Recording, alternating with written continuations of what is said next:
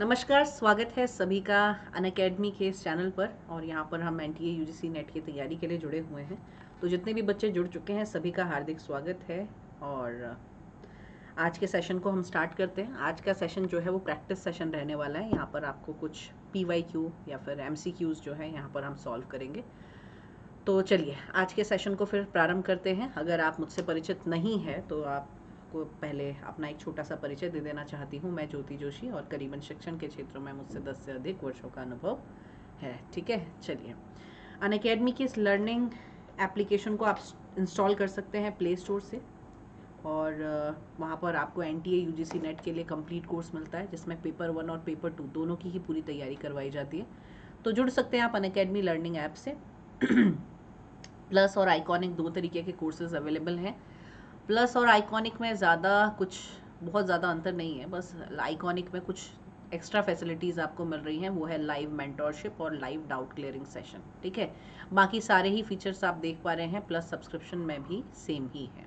ठीक है, अब रेफरल कोड आपको ध्यान में रखना है, लाइव जेजे। ये रेफरल कोड आप इस्तेमाल करेंगे और फ़ी में आपको डिस्काउंट मिल जाएगा। इस रेफरल कोड को जब भी सब्सक्रिप्शन ले तो आप इस्तेमाल कर सकते हैं। और ये मॉक टेस्ट के बारे में मैं आपको बार बार इन्फॉर्मेशन देती हूँ। अब एक लास्ट मॉक टेस्ट बचा हुआ है 28 मई को, उसमें आप एनरोल कर सकते हैं। बाकी पहले वाले भी आपको एक्सेस हो जाएंगे। तो इनमें आप एक बार प्रैक्टिस करके देख लीजिएगा, आपके लिए फ़ायदा ही होगा। अगर आप इस मॉक टेस्ट में प्रथम 3 रैंकों में रहते हैं तो आपके लिए उपहार भी हैं। ठीक है। चलिए, अनअकैडमी का सब्सक्रिप्शन किसी भी माध्यम से आप ले सकते हैं, चाहे यूपीआई के माध्यम से लें, डेबिट क्रेडिट कार्ड पे इन पार्ट्स करें, लोन के माध्यम से ईएमआई, नेट बैंकिंग या फिर पे इन कैश भी आप कर सकते हैं। लेकिन ये आपको ध्यान में रखना है कि आपने जब भी सब्सक्रिप्शन लेना है तो रेफरल कोड लगाना है, जो कि है लाइव जेजे। ठीक है, चलिए। पहला क्वेश्चन आपकी स्क्रीन पे आ चुका है। ध्यान से क्वेश्चन को पढ़ना है और फिर आंसर करना है। करेक्ट आंसर क्या है ये आपको बताना है। क्वेश्चन कह रहा है, निम्न में से किसे सीखने में मौखिक मार्गदर्शन का सबसे कम महत्वपूर्ण जो है पहलू माना जाएगा। सीखने में मौखिक मार्गदर्शन सबसे कम प्रभावी होता है। योग्यता, कौशल, दृष्टिकोण या फिर रिश्तों के लिए।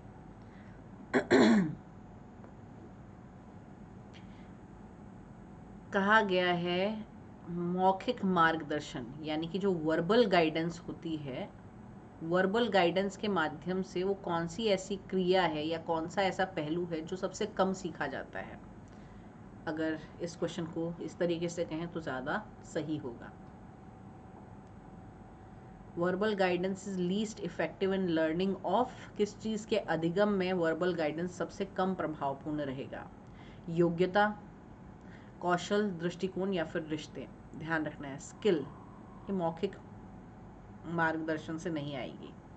स्किल्स कब आएंगी, जब आप किसी क्रिया को करके सीखेंगे। ठीक है, करके सीखने से ये चीज़ें आती हैं, ना कि केवल मौखिक मार्गदर्शन से। ठीक है, मौखिक मार्गदर्शन के साथ साथ करके सीखना, लर्निंग बाय डूइंग, ये वाला कॉन्सेप्ट इसके अंदर आ जाता है। तो स्क्रीन पे आपको नज़र आ रहा है, करेक्ट आंसर क्या है, बी स्टेटमेंट करेक्ट आंसर है। अगले क्वेश्चन की तरफ चलते हैं। पूछा गया है, सीखने में शिक्षक की भूमिका का सबसे महत्वपूर्ण पहलू कौन सा है। एक पर्याप्त प्रदर्शन का गठन करने वाली अंतर्दृष्टि का विकास, नुकसान और खतरों से बचने के लिए अंतर्दृष्टि का विकास, प्रोत्साहन और नैतिक समर्थन का प्रावधान, निरंतर निदान और उपचारात्मक सहायता का प्रावधान। करेक्ट आंसर बताना है, सबसे महत्वपूर्ण पहलू पहचानना है आपने यहाँ पे। सबसे महत्वपूर्ण पहलू सीखने में शिक्षक की भूमिका का सबसे महत्वपूर्ण पहलू, लर्निंग में टीचर का रोल। और लर्निंग में टीचर का रोल कब अहम होगा, ए, बी, सी या फिर डी। करेक्ट आंसर आपको बताना है कमेंट सेक्शन में। और जितने भी बच्चे जुड़े हुए हैं, अनुरोध है वीडियो को लाइक और शेयर ज़रूर कीजिएगा। ठीक है, ये प्रीवियस ईयर के क्वेश्चन हम कर रहे हैं यहाँ पे। जितने भी क्वेश्चन अभी हम कर रहे हैं ये सारे हमारे PYQs हैं, यानी कि प्रीवियस ईयर के क्वेश्चन हैं। तो क्या करेक्ट आंसर है ये आपने जवाब देना है।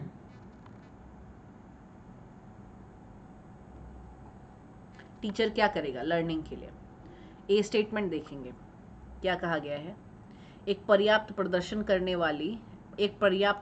का गठन करने वाली अंतर्दृष्टि का विकास। ठीक है, आपका ए स्टेटमेंट जो कि पूरी तरह से सही है, ए स्टेटमेंट आपका पूरी तरह से सही है। ठीक है, तो यहाँ पर करेक्ट आंसर भी आपको यही मिल रहा है और ये कह रहा है कि ए विकल्प जो है वो सही है, यानी कि टीचर क्या करेगा, सूझ, अंतर्दृष्टि का मतलब है सूझ या इंसाइट, इंसाइट डेवलप करेगा, सूझ विकसित करेगा, जिससे बच्चा एक बेहतर प्रदर्शन कर सके। ठीक है, तो ए स्टेटमेंट करेक्ट था। अगला क्वेश्चन देखिए सीखने का सबसे उपयुक्त उद्देश्य क्या है? व्यक्तिगत समायोजन, व्यवहार में संशोधन, सामाजिक और राजनीतिक जागरूकता, खुद को रोजगार के लिए तैयार करना। सारे PYQs हैं। ठीक है, सारे ही PYQs हैं और अराउंड 2009 के करीबन के PYQs हैं। ठीक है, एग्जैक्ट मुझे ईयर नहीं पता, लेकिन मैंने जो देखा था वो 2009 शायद इसका आपका ये PYQ है। अभी हम उन्हीं के कर रहे हैं। ठीक है, चलिए, सीखने में सबसे उपयुक्त उद्देश्य क्या है? लर्निंग का महत्वपूर्ण पर्पस क्या है?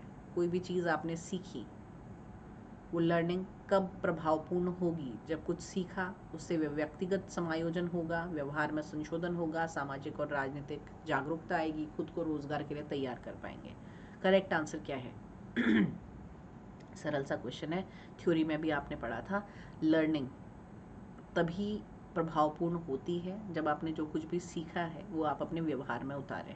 ठीक है, जब तक व्यवहार में वांछित परिवर्तन नहीं आएगा या व्यवहार में संशोधन नहीं आएगा, तब तक आप ये नहीं कहेंगे कि हाँ भी लर्निंग हुई है।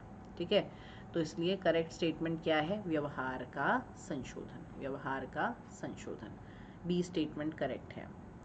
अगला क्वेश्चन देखिए, जो छात्र कक्षा में प्रश्न पूछते रहते हैं वे होने चाहिए। जो छात्र कक्षा में प्रश्न पूछते रहते हैं वे होने चाहिए स्वतंत्र रूप से उत्तर खोजने के लिए प्रोत्साहित, या कक्षा के बाद शिक्षक से मिलने की सलाह दें, या पूछताछ जारी रखने के लिए प्रोत्साहित किया जाए, या व्याख्यान के दौरान परेशान न करने की सलाह दी जाए। करेक्ट आंसर आपको बताना है, क्या करेक्ट आंसर है?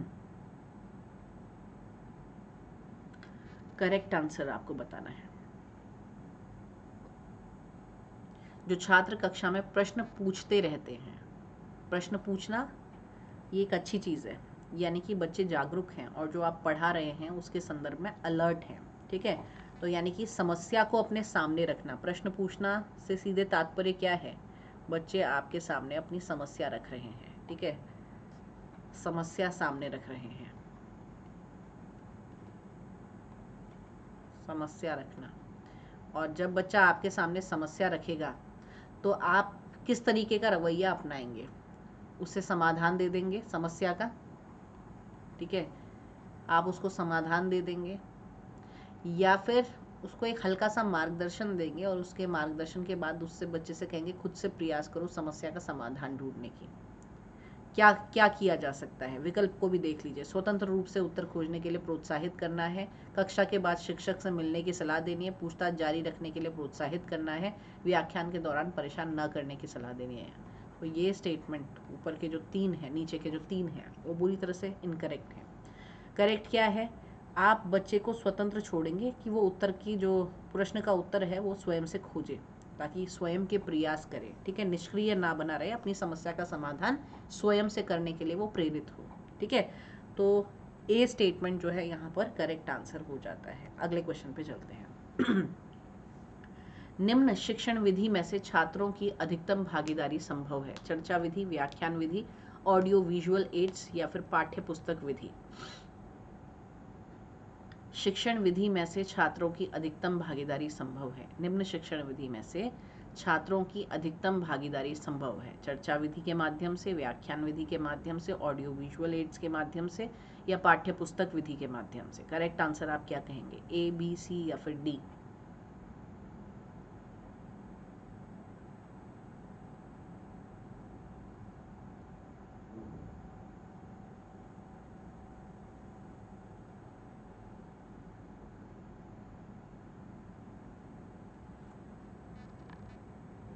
शिक्षण विधि में से छात्रों की अधिकतम भागीदारी संभव है। मैक्सिमम पार्टिसिपेशन ऑफ स्टूडेंट किससे निश्चित होगा? करेक्ट आंसर क्या है? जिन्होंने भी कहा है ए स्टेटमेंट, चर्चा विधि, क्योंकि चर्चा विधि में बच्चे खुद से चर्चा में भागीदारी निभाएंगे और किसी समस्या पर विचार विमर्श करेंगे, समस्या का समाधान तलाशने की कोशिश करेंगे। ठीक है, तो खुद से उनकी भागीदारी रहेगी, तो चर्चा विधि ए स्टेटमेंट जो है करेक्ट आंसर है। ठीक है, चलिए अगले क्वेश्चन पे चलते हैं। एक नमूने के आधार पर सामान्यीकृत निष्कर्ष को तकनीकी रूप में जाना जाता है। डेटा विश्लेषण और व्याख्यान, पैरामीटर अनुमान, सांख्यिकीय अनुमान या फिर उपरोक्त सभी। एक नमूने के आधार पर सामान्यीकृत निष्कर्ष को तकनीक के रूप में जाना जाता है। ये क्वेश्चन कौन सी यूनिट से है? ये क्वेश्चन है आपका रिसर्च एप्टीट्यूड से। ठीक है, शोध अभिवृत्ति से क्वेश्चन आपका है। नमूने के आधार पर सामान्यीकृत निष्कर्ष को तकनीकी रूप में जाना जाता है। डेटा विश्लेषण, पैरामीटर अनुमान, सांख्यिकीय अनुमान या फिर उपरोक्त सभी। करेक्ट आंसर क्या रहेगा?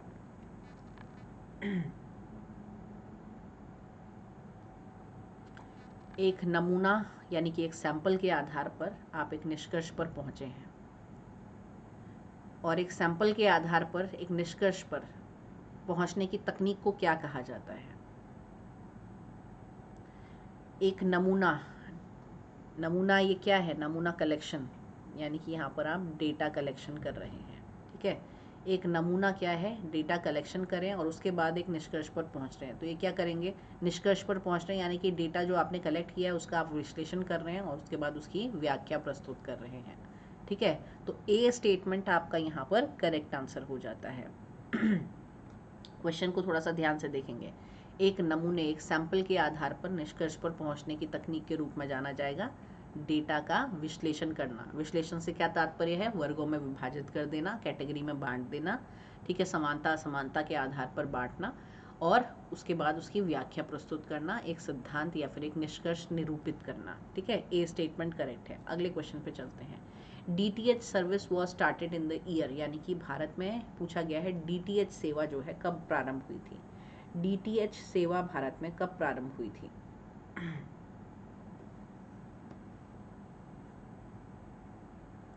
DTH सेवा भारत में कब प्रारंभ हुई थी? करेक्ट आंसर आपको बताना है।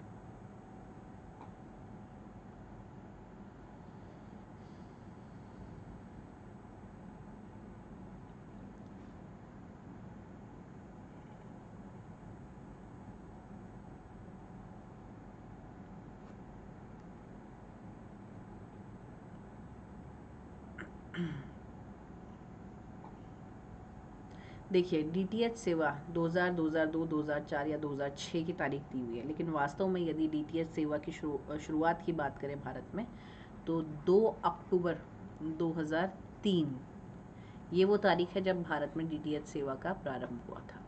ठीक है, अक्टूबर लास्ट का महीना है, तो हालांकि जो क्रियान्वित सही तरीके से क्रियान्वयन का कार्य शुरू हुआ था DTH सेवा का, वो ईयर था 2004। ठीक है, लेकिन वास्तव में 2 अक्टूबर 2003 वो तारीख थी जब आपकी DTH सेवा भारत में लॉन्च की गई थी, और ये 2004 जो है करेक्ट आंसर है। अब ये नहीं कि ये केबल ऑपरेटरों को टक्कर देने के लिए DTH सेवा का प्रारंभ किया गया था, बल्कि DTH सेवा ऐसे क्षेत्रों में जहाँ पर केबल की सुविधा इतनी नहीं पहुँच पाती, ऐसे क्षेत्रों में वहाँ पर लोगों को केबल वाली जो सुविधा है, जिसमें अलग अलग चैनल्स लोगों को देखने को मिलते हैं, है ना, वो सेवा पहुंचाने के लिए DTH सेवा का प्रारंभ किया गया था। तो ये केबल ऑपरेटरों के टक्कर में आने के लिए या कॉम्पीट करने के लिए नहीं स्थापित की गई थी, ये आपको ध्यान में रखना है। यहाँ पे एक वर्णन भी दिया गया है, करेक्ट आंसर 2004 है। भारत में पहली DTH सेवा 2 अक्टूबर 2003 को, जो कि जी के स्वामित्व वाले डिश टीवी द्वारा शुरू की गई थी। कंपनी ने महानगरों और शहरी क्षेत्रों में मजबूत केबल ऑपरेटरों के खिलाफ प्रतिस्पर्धा नहीं करने का फैसला किया और इसके बजाय उन ग्रामीण क्षेत्रों को सेवाएं प्रदान करने पर ध्यान केंद्रित किया जो कि केबल टेलीविजन द्वारा सेवित नहीं थे। ठीक है, आगे देखते हैं। National press day is celebrated on, राष्ट्रीय प्रेस दिवस जो है वो कब मनाया जाता है? 16 नवंबर, 19 नवंबर, 21 नवंबर और 30 नवंबर। करेक्ट आंसर आपको बताना है, A, B, C या फिर D। राष्ट्रीय प्रेस दिवस कब मनाया जाता है?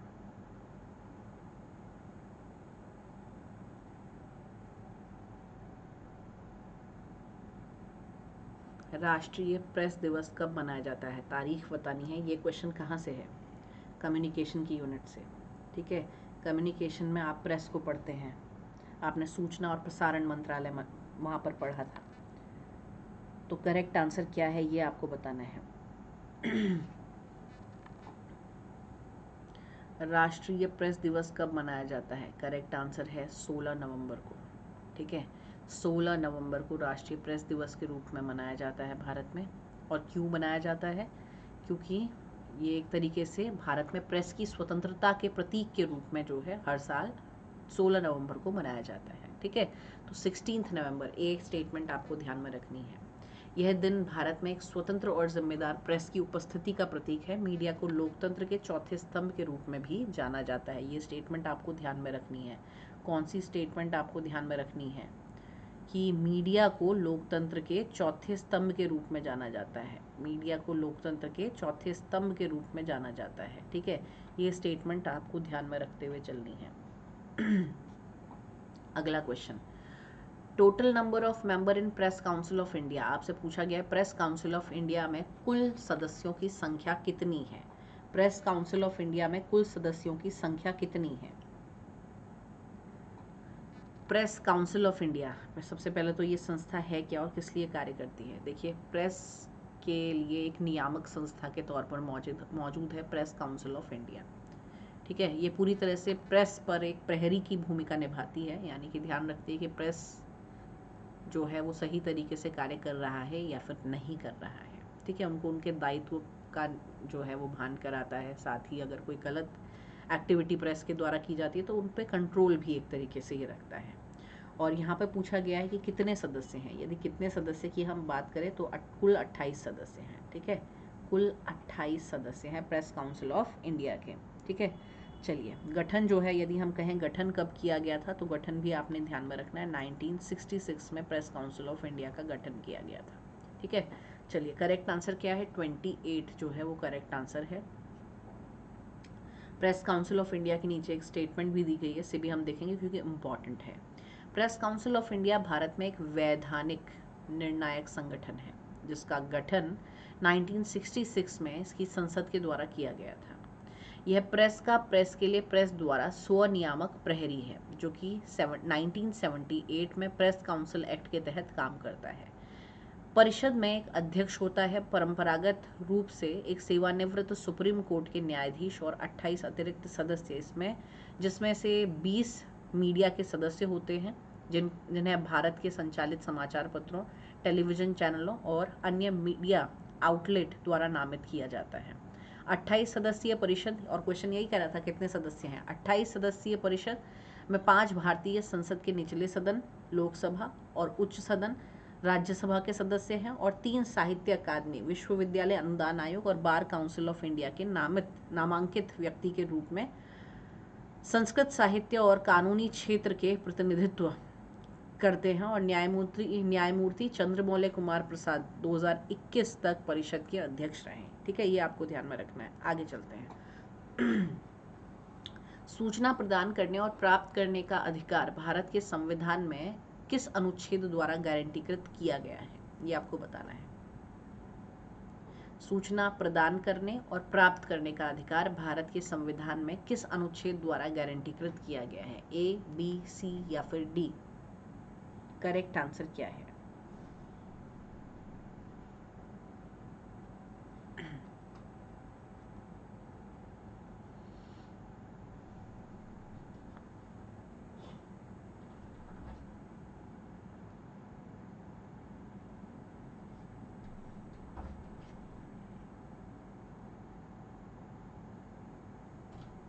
जिन्होंने भी कहा है डी स्टेटमेंट करेक्ट है, 19(1)A।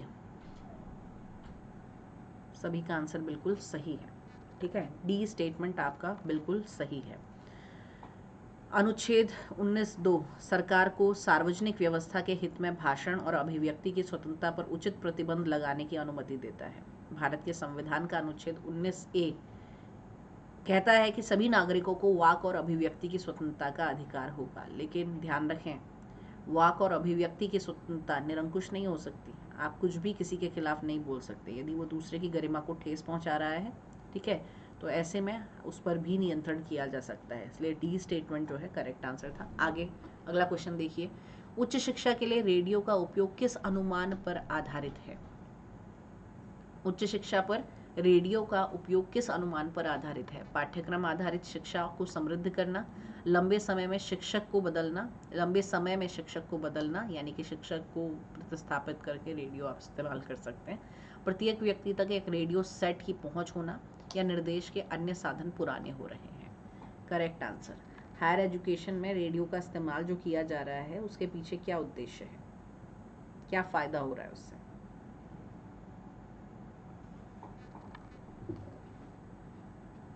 ए, बी, सी या फिर डी?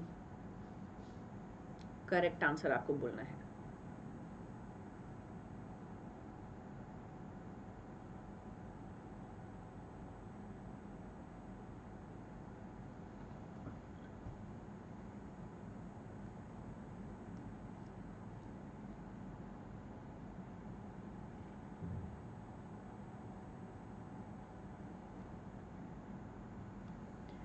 जिन्होंने भी कहा प्रत्येक व्यक्ति तक रेडियो सेट की पहुंच होनी चाहिए, सी स्टेटमेंट, प्रत्येक व्यक्ति तक एक रेडियो सेट की पहुंच होनी चाहिए, सभी का आंसर बिल्कुल सही है। ठीक है, तो यहाँ पर आपका जो सी स्टेटमेंट है वो पूरी तरह से सही है।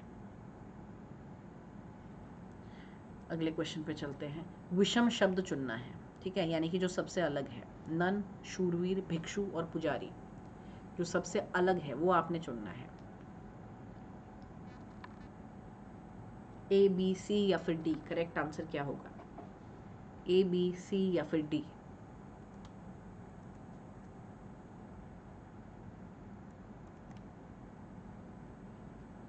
विषम शब्द आपको चुनना है जो कि सबसे अलग है, नन, शूरवीर, भिक्षु या फिर पुजारी। अब यहाँ पर देखेंगे, नन, भिक्षु, पुजारी, ये सभी वो व्यक्ति हैं जो कि धार्मिक रूप से जुड़े हुए हैं, ठीक है, धर्म से जुड़े हुए हैं, या हम कह सकते हैं पूजा पाठ से जुड़े हुए हैं अलग अलग मजहब में, ठीक है। तो शूरवीर ये एक अलग शब्द है, बी स्टेटमेंट, ठीक है, बी स्टेटमेंट करेक्ट है। अगले क्वेश्चन पे चलते हैं। CD रोम आईसीटी से क्वेश्चन है, इसकी फुल फॉर्म आपको बतानी है। इस तरीके के क्वेश्चन आए हुए हैं प्रीवियस ईयर में, और ये प्रीवियस ईयर के क्वेश्चंस ही हम सॉल्व कर रहे हैं, ठीक है। CD रोम की फुल फॉर्म आपको बतानी है। करेक्ट आंसर क्या है, ए, बी, सी या फिर डी? जितने भी बच्चे जुड़े हुए हैं, अनुरोध है वीडियो को लाइक कीजिए, शेयर कीजिए, ठीक है, और रेफरल कोड आपने ध्यान में रखना है। जब भी अनअकैडमी का सब्सक्रिप्शन लें तो लाइव JJ इस रेफरल कोड का आपको इस्तेमाल करना है। और टेलीग्राम चैनल अगर ज्वाइन नहीं किया है तो टेलीग्राम चैनल भी ज्वाइन कर सकते हैं, जो कि है टीचिंग एग्ज़ाम्स विद ज्योति जोशी, ठीक है, टीचिंग एग्ज़ाम विद ज्योति जोशी, ये टेलीग्राम चैनल है, इसको भी आप ज्वाइन कर सकते हैं। चलिए, CD रोम की फुल फॉर्म बतानी है, compact disc read only memory, ठीक है, compact disc read only memory, यानी कि ऐसी कॉम्पैक्ट डिस्क, डिस्क कैसी सर्कल के फॉर्म में होती है ना, कुछ इस फॉर्म में आपने देखी होगी, ऐसी कॉम्पैक्ट डिस्क जिसका डाटा आप केवल रीड कर सकते हैं, पढ़ सकते हैं, इसमें कुछ भी आप राइट नहीं कर सकते, ठीक है, इसमें कुछ भी आप राइट नहीं कर सकते, कुछ एडिट नहीं कर सकते, कुछ चेंज नहीं कर सकते, इसको आप केवल रीड कर सकते हैं। रीड करने का मतलब है इसमें जो भी चीज़ें हैं उसको आप देख सकते हैं, लेकिन या सुन, जो भी अगर ऑडियो भी है या वीडियो भी है, जो भी है उसको आप बस रीड कर सकते हैं, आप उसको चेंज नहीं कर सकते। तो सी स्टेटमेंट करेक्ट आंसर है। अगले क्वेश्चन पे चलेंगे। कंप्यूटर का दिमाग जो कि बाहरी उपकरणों को अपने नियंत्रण में रखता है क्या कहलाता है? ब्रेन ऑफ कंप्यूटर किसे कहेंगे? कंप्यूटर का पावर यूनिट को, या फिर कॉमन प्रोसेसिंग यूनिट को, या फिर सेंट्रल पावर यूनिट को, या फिर सेंट्रल प्रोसेसिंग यूनिट को? करेक्ट आंसर क्या है? ए, बी, सी या फिर डी? करेक्ट आंसर आपको बताना है। कंप्यूटर का दिमाग किसे कहा जाता है? कंप्यूटर का दिमाग किसे कहा जाता है? कंप्यूटर में कुछ आपने कुछ इस तरीके का एक डब्बा देखा होगा, ठीक है, इस तरीके का कुछ डब्बा आपने देखा होगा।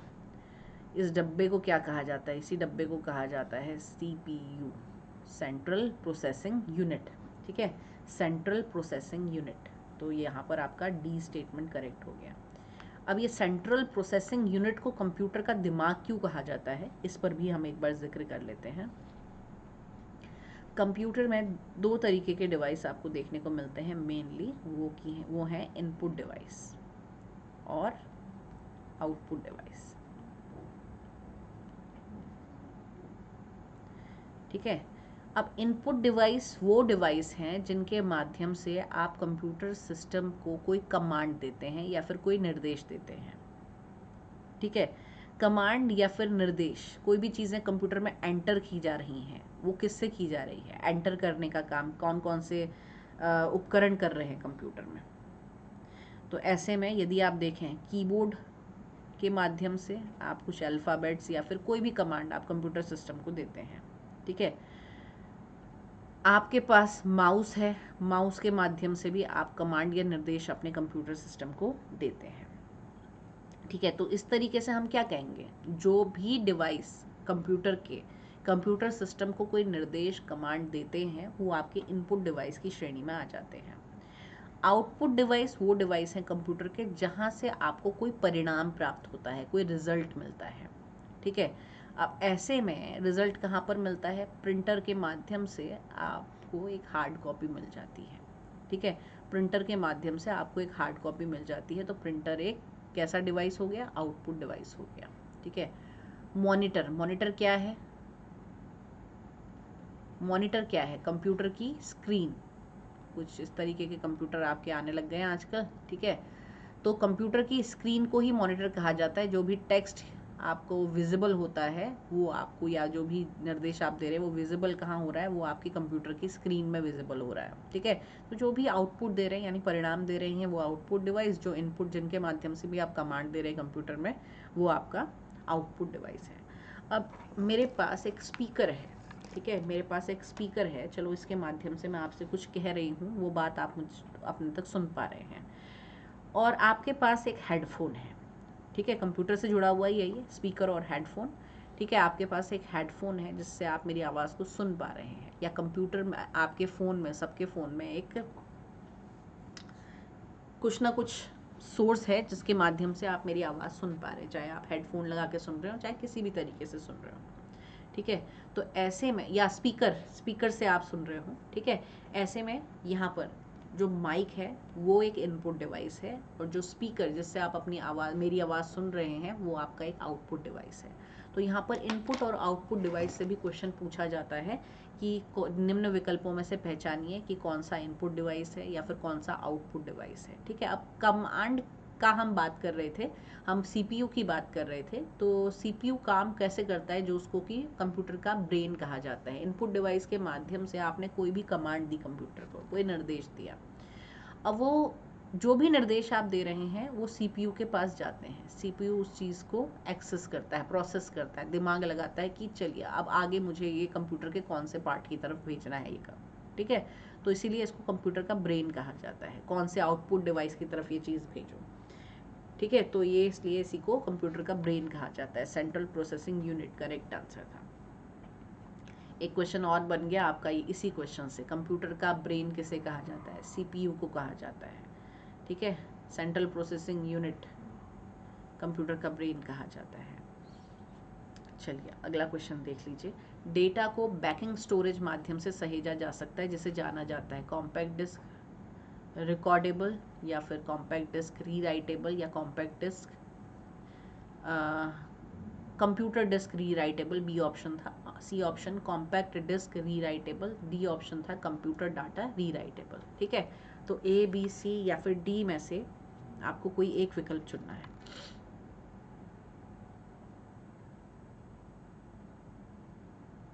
करेक्ट आंसर क्या है,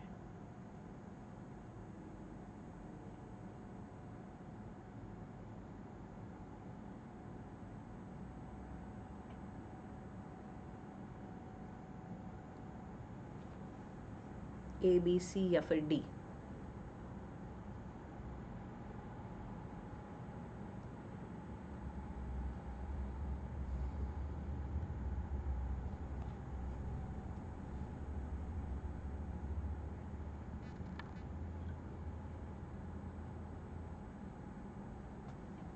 डेटा को बैकिंग स्टोरेज माध्यम से सहेजा जा सकता है, जिसे जाना जाता है कॉम्पैक्ट डिस्क रीराइटेबल, यानी कि दोबारा से उसमें आप कुछ चीज़ जोड़ सकते हैं। ठीक है, इसलिए इसे कॉम्पैक्ट डिस्क रीराइटेबल के नाम से आप जानते हैं।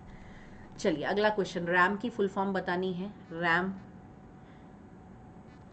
रैम और रोम ये दो मेमोरीज हैं जिसे कंप्यूटर की प्राइमरी मेमोरी के तौर पर आप जानते हैं। ठीक है, प्राइमरी मेमोरी भी कहते हैं, या फिर इसी को आप मेन मेमोरी के तौर पर भी जानते हैं।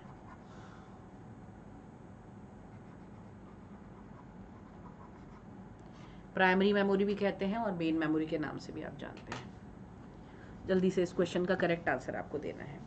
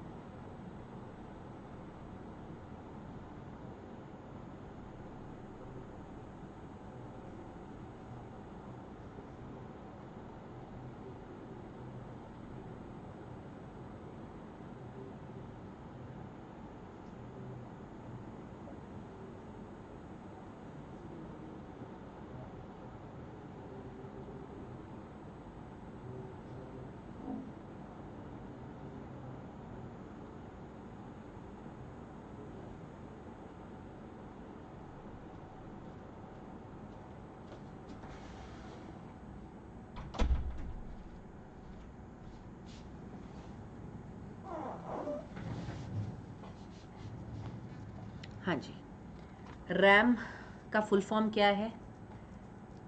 Random access memory. ठीक है, रैंडम एक्सेस मेमोरी। तो यहाँ पर ए स्टेटमेंट आप देख रहे हैं रैंडम एक्सेस मेमोरी का है, सॉरी ए स्टेटमेंट आप देख रहे हैं ये रैंडम एक्सेस मेमोरी का है। ठीक है, जिन्होंने भी ए स्टेटमेंट को करेक्ट कहा है सभी का आंसर बिल्कुल सही है। रैम के बारे में जानकारी दी गई है, उसको भी देख लेते हैं, इंपॉर्टेंट है रैम का पूरा नाम रैंडम एक्सेस मेमोरी है। ठीक है, इसी को मेन मेमोरी भी कहा जाता है, और ये एक तरीके से प्राइमरी मेमोरी या फिर प्राथमिक मेमोरी के तौर पर भी आप इसको जानते हैं। ठीक है, प्राथमिक मेमोरी के तौर पर भी आप इसे जानते हैं। रैम में सीपीयू द्वारा वर्तमान में किए जा रहे कार्यों का डेटा और निर्देश स्टोर रहते हैं। यह मेमोरी सीपीयू का भाग होती है, इसलिए इस डाटा को डायरेक्ट एक्सेस किया जा सकता है। रैम वॉलेटाइल मेमोरी है, ये भी स्टेटमेंट आपको ध्यान में रखनी है। ठीक है, रैम वॉलेटाइल मेमोरी है। इसे वॉलेटाइल क्यों कहा जाता है? क्योंकि इसमें स्टोर डाटा हमेशा के लिए स्टोर नहीं होता। जब तक रैम में पावर सप्लाई ऑन रहेगी तब तक डाटा रहता है, और कंप्यूटर जैसे ही शट डाउन हो जाता है रैम में सारा डाटा जो है वो स्वतः डिलीट हो जाता है। इसको समझिए, रैम क्यों वॉलेटाइल मेमोरी है और वॉलेटाइल मेमोरी से क्या तात्पर्य है। वॉलेटाइल मेमोरी से तात्पर्य है हिंदी में यदि हम कहें तो अस्थाई। ठीक है, अस्थाई मेमोरी है। ठीक है, अस्थाई यानी थोड़े समय तक रहने वाली। अब मैंने कंप्यूटर में काम कर रही हूँ, मैं कंप्यूटर में काम कर रही हूँ और मैंने एक फ़ाइल खोली हुई है। ठीक है, मैं एक फ़ाइल पर काम कर रही हूँ, फ़ाइल पर काम कर ही रही थी कि अचानक से, हो सकता है मैं वर्ड फाइल में काम कर रही हूँ। ठीक है, वर्ड से सब परिचित होंगे, एमएस वर्ड से। एमएस वर्ड में मैं अपनी कोई फ़ाइल पे काम कर रही हूँ और अचानक से लाइट चली गई। मैंने सेव नहीं किया था अपना डाटा, लाइट चली गई, मेरा डाटा ख़त्म हो गया। ठीक है, मेरा डाटा ख़त्म हो गया। मतलब डाटा ख़त्म हो गया से तात्पर्य है कि जो मैंने जिस फाइल में मैं काम कर रही थी, जितना मैंने काम किया था वो सारा डाटा मेरा उड़ गया, क्योंकि मैंने उसको सेव नहीं किया था। तो ये अस्थायी मेमोरी है। मैंने कोई फाइल ओपन करी थी। ठीक है, मैंने कोई फाइल ओपन करी थी, ये तो था एमएस वर्ड का मैंने उदाहरण दिया। मैंने कोई फाइल ओपन करी थी, हो सकता है मैं कोई गाना सुन रही थी यूट्यूब पर। ठीक है, और अचानक से मेरे सिस्टम की बैटरी ख़त्म हो जाती है। तो क्या आप जब सिस्टम दोबारा से ऑन करेंगे तो यूट्यूब आपको दोबारा से ओपन मिलेगा, वो गाना दोबारा से वहीं पे लगा हुआ मिलेगा? नहीं मिलेगा। यही होती है वॉलेटाइल मेमोरी, यानी कि आपकी अस्थायी मेमोरी। ठीक है, टेम्परेरी होती है ये मेमोरी। जैसे सिस्टम शट डाउन होता है तो वो मेमोरी भी गायब हो जाती है। तो इसे CPU का एक भाग जो है वो कहा जाता है। इसके बिना कंप्यूटर अपना काम नहीं कर सकता। कंप्यूटर की प्राथमिक मेमोरी होती है, उपलब्ध डाटा रैंडमली एक्सेस कर सकते हैं। अस्थायी मेमोरी जो है अस्थायी मगर तेज़ होती है। रैम महंगी होती है, स्टोरेज से थोड़ा भिन्न होती है। अगला क्वेश्चन देख लेते हैं। WWW से क्या तात्पर्य है? ये भी ICT से जुड़ा हुआ क्वेश्चन है। WW एब्रीविएशन आती है आपकी ICT में, ठीक है। एब्रीविएशन यानी आपको एक शॉर्ट फॉर्म दी जाती है और उसका आपको फुल फॉर्म बताना होता है। तो ये क्वेश्चन ये और एब्रीविएशन काफ़ी पूछी जाती हैं। 1 या 2 एब्रीविएशन आपके हर साल पूछी ही जाती हैं, ठीक है। तो बहुत इंपॉर्टेंट है।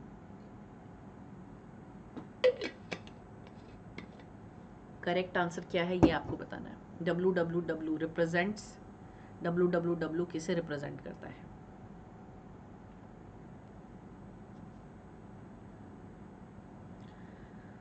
ये सारा खेल इंटरनेट की दुनिया का इस WWW की वजह से ही चल रहा है, ठीक है।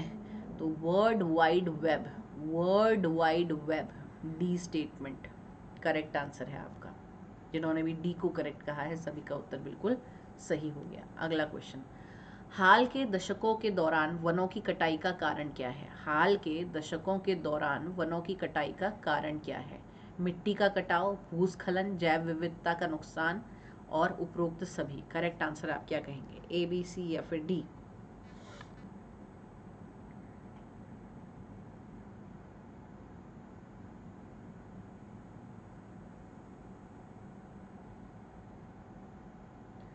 ये क्वेश्चन है आपका पीपल डेवलपमेंट एंड एनवायरनमेंट से, लोग विकास व पर्यावरण से,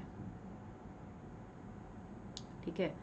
वनों की कटाई यानी कि जंगलों के काटे जाने का क्या परिणाम आपको देखने को मिलता है? वनों की कटाई के कारण क्या आपको देखने को मिलता है? मिट्टी का कटाव, भूस्खलन, जैव विविधता को नुकसान या फिर उपरोक्त सभी। करेक्ट क्या कहेंगे आप?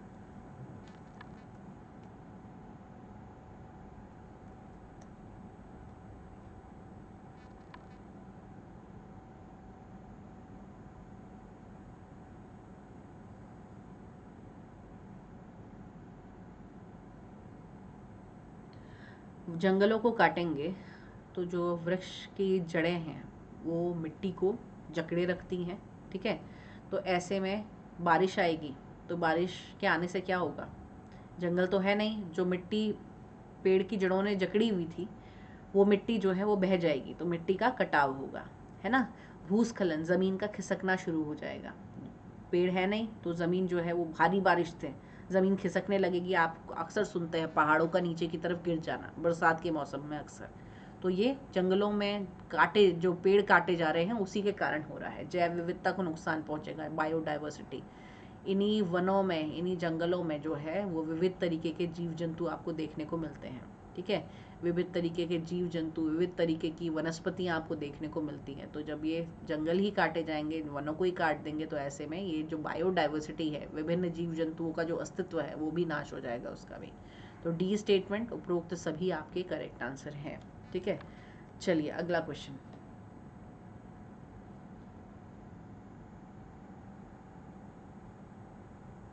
अगला क्वेश्चन देखिए, कौन सा प्राकृतिक संकट उच्चतम मानव आपदा उत्पन्न करने के लिए उत्तरदायी है? भूकंप, हिम तूफान, ज्वालामुखी विस्फोट और सुनामी। करेक्ट आंसर क्या है? A, B, C या फिर D? कौन सा प्राकृतिक संकट उच्चतम मानव आपदा उत्पन्न करने के लिए उत्तरदायी है?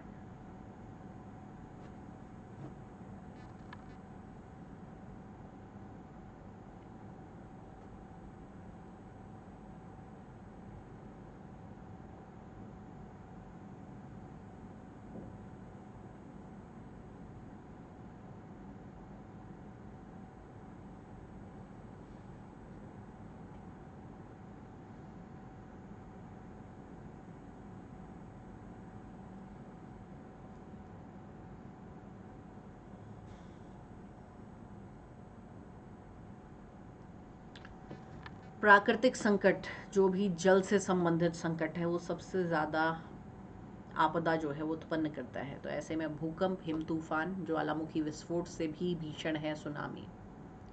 सुनामी क्या है? समुद्र के अंदर भूकंप का आना, ठीक है। और वो भूकंप जब आता है समुद्र के अंदर तो उसमें वो भयंकर तरंगे पैदा करता है और वो तरंगें जितने भी तटीय क्षेत्र हैं उनको अपने साथ बहा करके ले जाती है। तो भयंकर वेव्स आती हैं आपके समुद्र से, ठीक है। इतनी भयंकर वेव्स की आपके समुद्र के आसपास क्या बहुत आगे तक का जो क्षेत्र है वो तक अपने साथ बहा करके ले जाती है। तो इससे भीषण जो है वो तबाही आपको देखने को मिलती है। तो डी स्टेटमेंट करेक्ट आंसर है। अगला क्वेश्चन, प्राकृतिक आपदा न्यूनीकरण के लिए निम्नलिखित में से कौन सा उपयुक्त है? अंतर्राष्ट्रीय सहायता, समय पर चेतावनी प्रणाली, पुनर्वास, सामुदायिक भागीदारी। करेक्ट आंसर क्या रहेगा?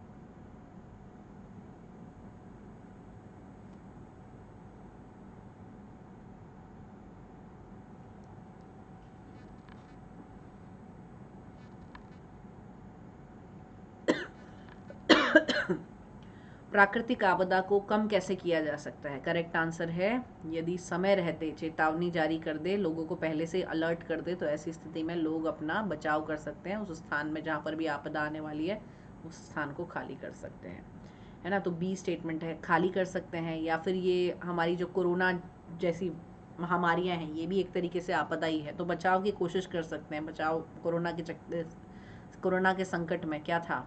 मास्क पहनिए, आपस में मेल मिलाप कम कीजिए, ठीक है, टच नहीं करना है किसी चीज़ को, संक्रमण में नहीं आना है, तो ये सारा बचाव था। चलिए अगला, मेट्रो सिटी में मलिन बस्तियां निम्न का परिणाम है। मेट्रो सिटी में मलिन बस्तियां निम्न का परिणाम है, यानी कि जो मेट्रो सिटी में आपको जो स्लम एरियाज देखने को मिलते हैं उसका कारण क्या है, ये आपको पूछा गया है।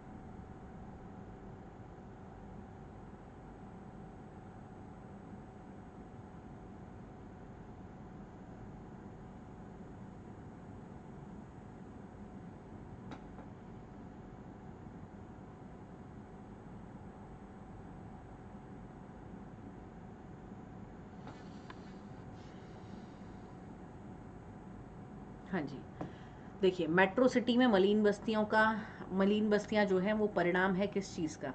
ग्रामीण से शहरी प्रवास का, शहर में गरीबी स्केप का, या फिर शहरी बुनियादी ढांचे की कमी, या शहरी शासन का। करेक्ट आंसर क्या है जिन्होंने भी कहा है? अक्सर रोजगार की तलाश में जो ग्रामीण वासी हैं वो शहरों की तरफ पलायन करते हैं, ठीक है। और ऐसी स्थिति में कोई अपने शहरों में, कईयों के तो ऐसा होता है कि कोई भी अपना कहने को शहरों में होता नहीं है, तो ऐसी स्थिति में वो एक अलग तरीके से, और अभी क्योंकि बेरोज़गार हैं, रोज़गार की तलाश में आ रहे हैं, तो पैसे आमदनी भी नहीं है, तो ऐसी स्थिति में वो सहारा लेते हैं स्लम्स का, ठीक है। तो रूरल टू अर्बन माइग्रेशन, यानी कि ग्रामीण क्षेत्रों से शहरी क्षेत्रों में आने से ही शहरी क्षेत्रों में अक्सर स्लम्स जो हैं वो देखने को मिलते हैं, ठीक है। ए स्टेटमेंट, बेरोज़गारी मुख्य कारण है, ठीक है। हालांकि और फैक्टर भी हैं, लेकिन बेरोज़गारी जो है वो मुख्य कारण है। चलिए अगला क्वेश्चन है, महान भारतीय बस्टर्ड पक्षी पाया जाता है कहाँ पर? भारत के थार रेगिस्तान में, भारत के तटीय क्षेत्र में, हिमालय के समशीतोष्ण वन में, या फिर हिमालयी तल के तराई क्षेत्रों में। करेक्ट आंसर किसे कहेंगे आप? ए, बी, सी या फिर डी?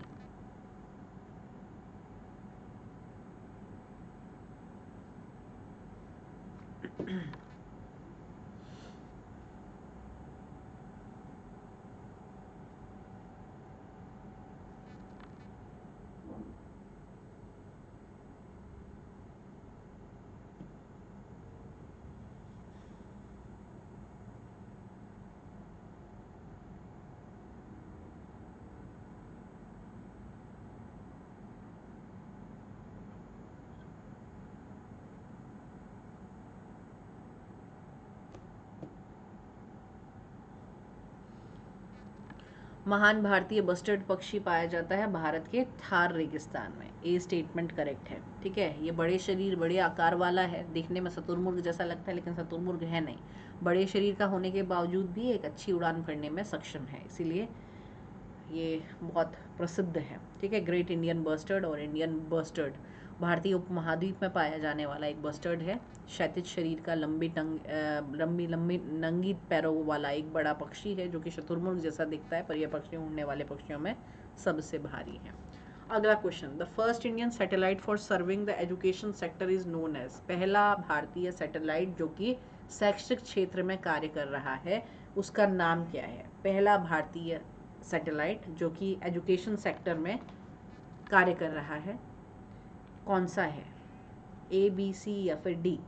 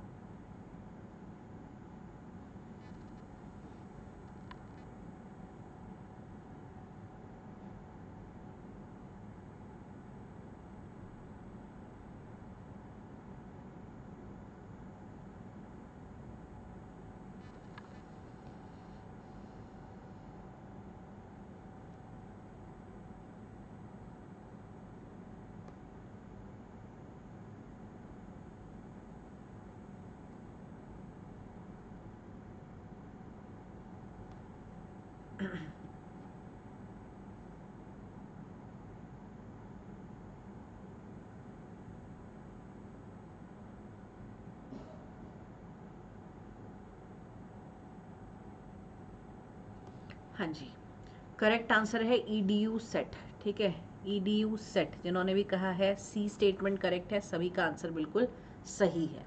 अब इन सभी स्टेटमेंट पर एक बार नज़र डालेंगे कि क्या है ये और किस लिए कार्य करती हैं। सबसे पहले सटेड्यू एक शैक्षिक उपग्रह जिसे कि स्कूल, प्रयोगशालाओं, कक्षाओं, तकनीक, विश्वविद्यालय और स्नातकोत्तर अध्ययन और अनुसंधान केंद्रों में उपयोग किए जाने के लिए national autonomous university of Mexico से इंजीनियरिंग संस्थान में डिज़ाइन, निर्मित और पूरी तरह से मान्य किया गया था। इनसेट 1B एक भारतीय संचार उपग्रह था जो कि भारतीय राष्ट्रीय उपग्रह प्रणाली का हिस्सा था।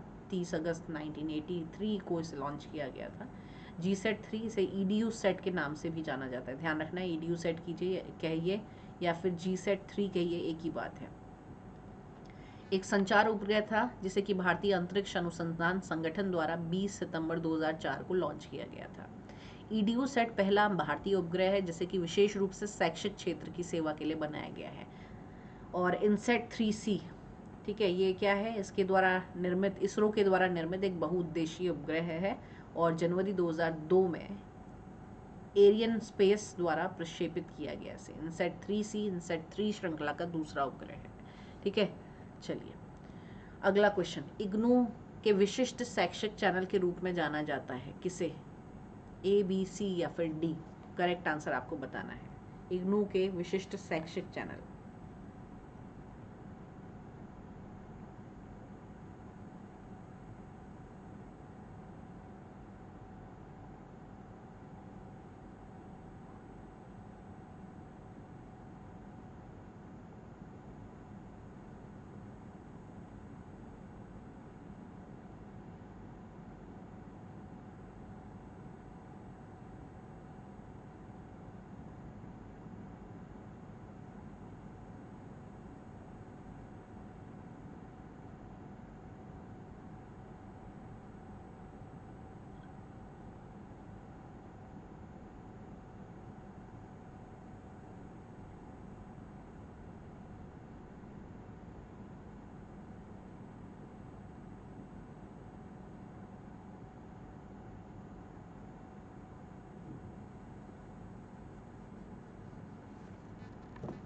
करेक्ट आंसर है ज्ञान दर्शन। ठीक है, ज्ञान दर्शन इग्नू के विशिष्ट शैक्षिक चैनल के रूप में जाना जाता है। ज्ञान दर्शन को इग्नू 2 शैक्षिक चैनलों के माध्यम से कार्य करता है। ठीक है, वो कौन सी ऐसी यूनिवर्सिटी है जो अपने स्वयं के शैक्षिक चैनलों के माध्यम से कार्य कर रही है, तो उसके संदर्भ में भी एक क्वेश्चन प्रीवियस ईयर में आया हुआ था। ठीक है, यूनिवर्सिटी कौन सी है ये पूछा गया था जिसके स्वयं के शैक्षिक चैनल हैं। ठीक है, तो वहाँ पर इग्नू जो है वो करेक्ट आंसर था। यहाँ पे पूछा गया कौन से शैक्षिक चैनल है, तो क्या 2 शैक्षिक चैनल हैं, ज्ञान दर्शन और ज्ञानवाणी। ठीक है, जो ज्ञान दर्शन है वो है टेलीविजन चैनल, टीवी चैनल है एक, यानी कि इसमें जो चीज़ें हैं वो टेलीकास्ट की जाती हैं। और दूसरा है ब्रॉडकास्टिंग वाला। ठीक है, तो ब्रॉडकास्टिंग की जब हम बात करेंगे तो वो है आपका ज्ञानवाणी। ठीक है, क्या है ज्ञानवाणी। चलिए, व्याख्या दी हुई है, इस पे भी हम चर्चा कर लेते हैं। इंदिरा गांधी राष्ट्रीय मुक्त विश्वविद्यालय, जैसे इग्नू के नाम से भी जाना जाता है, मैदानगढ़ी नई दिल्ली भारत में स्थित एक केंद्रीय मुक्त शिक्षण विश्वविद्यालय है। इसका नाम भारत के पूर्व प्रधानमंत्री इंदिरा गांधी के नाम पर रखा गया था और भारत के संसद द्वारा इंदिरा गांधी राष्ट्रीय मुक्त विश्वविद्यालय अधिनियम 1985 इग्नू अधिनियम 1985 पारित करने के बाद विश्वविद्यालय की स्थापना 1985 में 20 मिलियन से बजट के साथ की गई थी। इग्नू भारत की केंद्र सरकार द्वारा चलाया जाता है और 3 मिलियन से अधिक छात्रों के कुल सक्रिय नामांकन के साथ ये दुनिया का सबसे बड़ा विश्वविद्यालय होने का दावा भी करता है। अगला, महात्मा गांधी अंतर्राष्ट्रीय हिंदी विश्वविद्यालय मुख्यालय जो है वो कहाँ पर स्थित है, ये आपसे पूछा गया है। करेक्ट आंसर क्या है?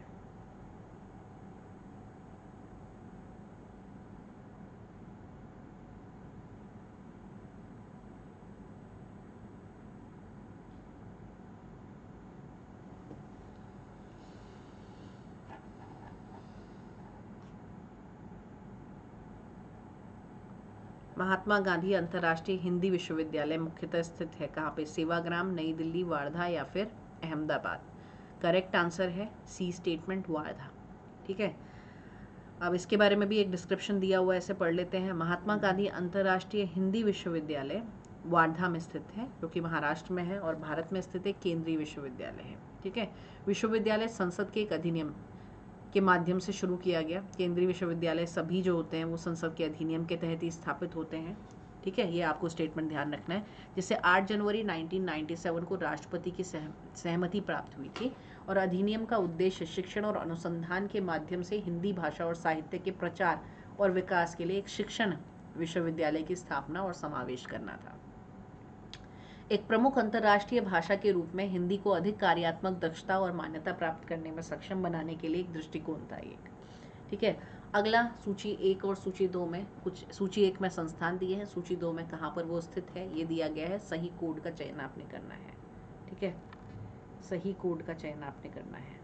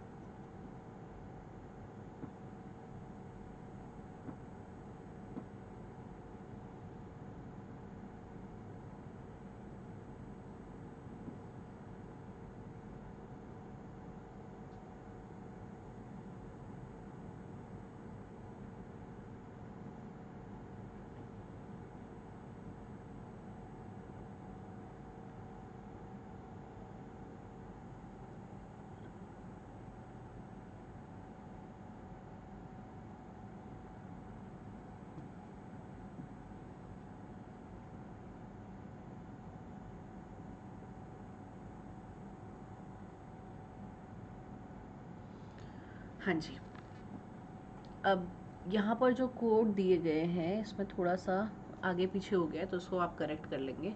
ये जो है ये ए है, यहाँ से ये हटा देते हैं हम। ये जो है ये बी है, ये जो है ये सी है और ये जो है ये डी है। ठीक है, करेक्ट आंसर क्या है इसका? करेक्ट आंसर है हमारा ए स्टेटमेंट। यानी कि जो central institute of English language है वो स्थित है आपका हैदराबाद में। ठीक है, अगला स्टेटमेंट देखेंगे जो कि है हमारा ग्रामोदय विश्वविद्यालय। तो ये ग्रामोदय विश्वविद्यालय स्थित है हमारा चित्रकूट में। ठीक है, उसके बाद जब हम बात करते हैं central institute of higher Tibetan studies की, तो ये स्थित है हमारा धर्मशाला में। इग्नू आप सबको पता है कहाँ पर है, ये है नई दिल्ली में।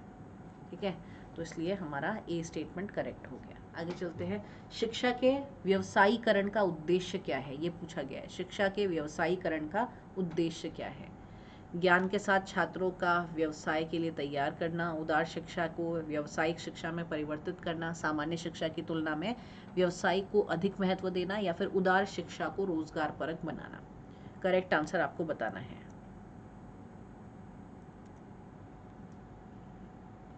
शिक्षा के व्यवसायीकरण का उद्देश्य क्या है?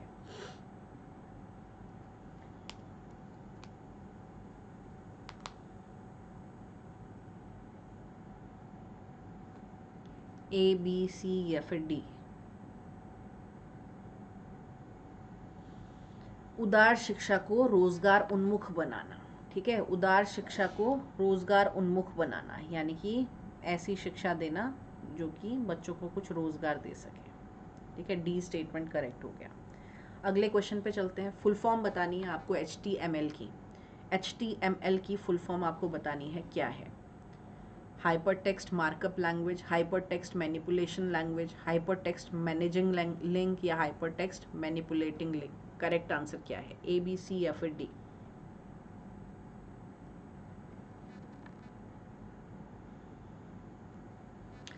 हाई HTML की फुल फॉर्म आपको बतानी है। HTML है क्या, इस पे भी हम चर्चा करेंगे। HTML विशेष रूप से वेब पेज या फिर वेब एप्लीकेशंस। ठीक है, वेब पेज या फिर वेब एप्लीकेशंस जो है बनाने में कहीं ना कहीं सहायक होता है।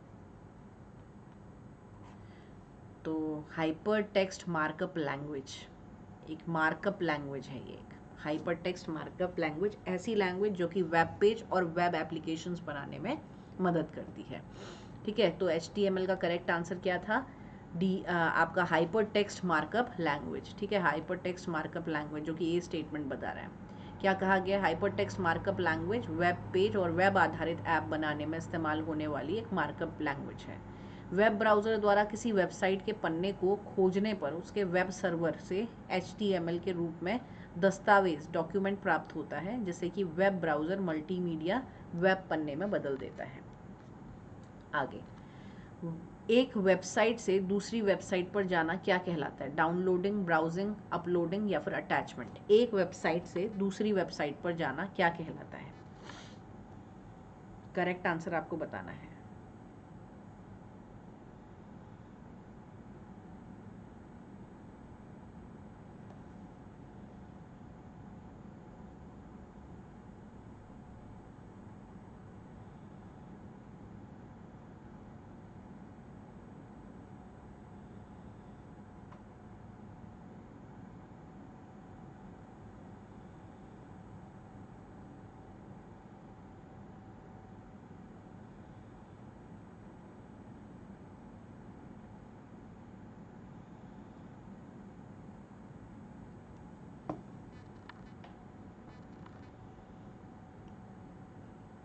करेक्ट आंसर है ब्राउजिंग। ठीक है, ब्राउजिंग करेक्ट आंसर है। एक वेबसाइट से दूसरी वेबसाइट पर जाना कहलाता है ब्राउजिंग। कुछ सर्च कर रहे हैं, एक में नहीं मिला काम का, दूसरे में सर्च कर रहे हैं, फिर दूसरे में भी नहीं मिला काम का, तीसरे में सर्च कर रहे हैं, तो ये ब्राउजिंग है। ठीक है, चलिए। इंटरनेट पर कंप्यूटर की पहचान किसके द्वारा की जाती है? Email address, street address, IP address या फिर उपरोक्त में से कोई भी नहीं। इंटरनेट पर कंप्यूटर की पहचान किसके द्वारा की जाती है?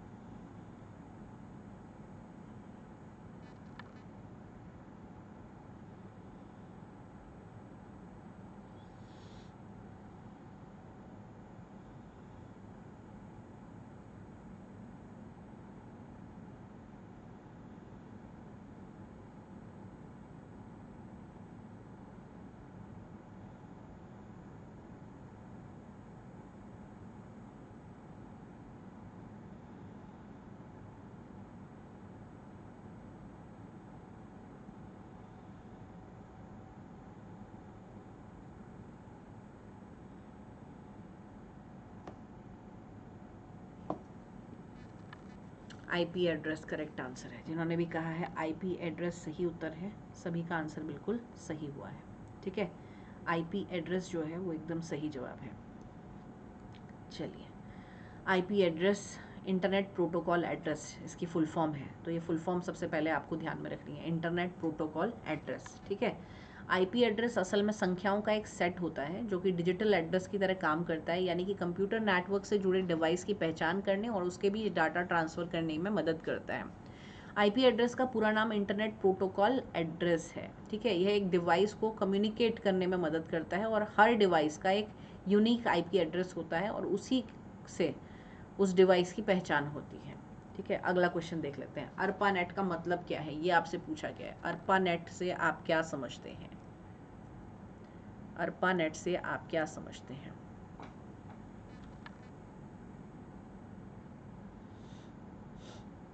अर्पानेट वो एक पहली संस्था है जिसने सबसे पहले इंटरनेट का आविष्कार किया। ठीक है, अर्पा एजेंसी का नाम था, अर्पा एजेंसी का नाम था, इसके द्वारा नेट का आविष्कार किया गया था, इसीलिए पूरा नाम इस नेट को ही अर्पानेट जो है वो दे दिया गया था। सबसे पहले जब आपके इंटरनेट का आविष्कार हुआ था तो ये आविष्कार शीत युद्ध, जब कोल्ड वॉर चल रहा था उस समय हुआ था। ठीक है, कोल्ड वॉर के टाइम पे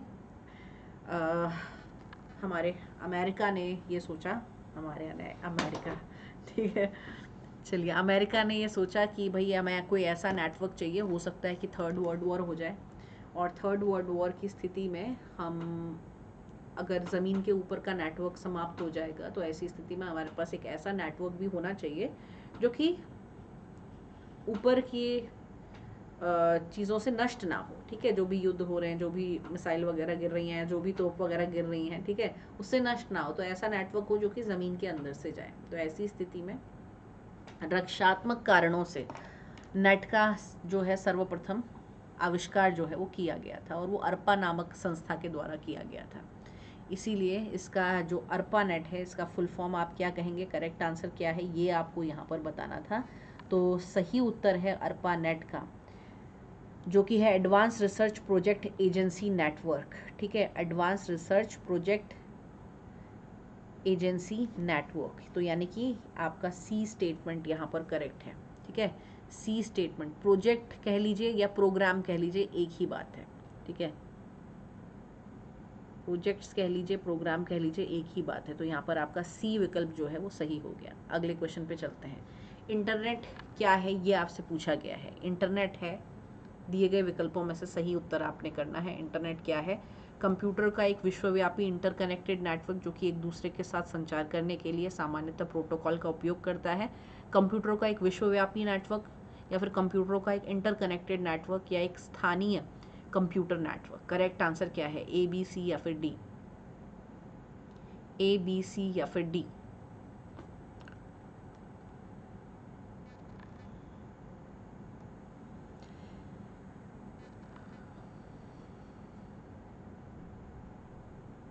करेक्ट आंसर है ए स्टेटमेंट। ठीक है, कंप्यूटर का एक विश्वव्यापी इंटरकनेक्टेड नेटवर्क जो कि एक दूसरे के साथ संचार करने के लिए एक सामान्य प्रोटोकॉल का उपयोग करता है, और स्क्रीन पर आपको यही सही आंसर जो है वो नज़र आ रहा है। ठीक है, तो यहाँ पर